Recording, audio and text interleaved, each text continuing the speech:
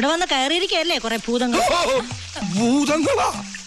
Kumar ആലപ്പിയും Alin Jose പെരേരയും big ബോസിൽ കയറാൻ വേണ്ടി ശ്രമിക്കുന്നു പോസ്റ്റ് ഇട്ട് വന്നു. വിളിച്ചാൽ പോകുമെന്ന് പറഞ്ഞിരുന്നു. അപ്പോ കാവടി തന്റെ മനസ്സിലിരിപ്പുള്ള താൻ എന്ത് ഭ്രാന്താടോ ഈ പറയുന്നത്? എന്റെ ഫാൻസിനെ ഐഡന്റിഫൈ ചെയ്യുന്നില്ല. എനിക്കൊരു ഷെൽട്ടർ തരണം, തലചായ്ക്കാൻ ഒരിടം, പ്ലീസ് പ്ലീസ് സർ. ഞാൻ അത്രയ്ക്ക് വൃത്തിയായിട്ടൊന്നുമല്ല. ഓക്കെ ബഹളം വെക്കണ്ട, ഞാൻ ഒരു ത്യാഗം ചെയ്യാം. എന്ത് ത്യാഗം? ജിമ്മിൽ പോയി 6 പാക്ക് ബോഡി ആക്കാൻ വേണ്ടി ശ്രമിക്കുകയാണ്. അപ്പോൾ നമ്മുടെ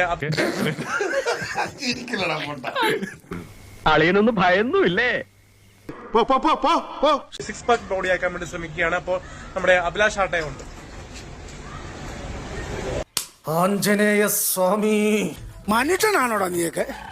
നിന്റെ തല കൂടോത്രം ചെയ്തു വെച്ചോക്കോളൂ. ഇതല്ല നിന്റെ തലയിലിരിക്കുന്നത്. എവിടെ ശ്രദ്ധിച്ചിരിക്കും? 3 പേര് ഇവിടെ ശ്രദ്ധിച്ചിരിക്കും. കുട്ടനാട് കുട്ടിക്കുറുമ്പൻ കരിയല കെട്ടിമറിയും നാട് പൊട്ടി പാടുന്നു. ഒരു മാറ്റമില്ലല്ലോ.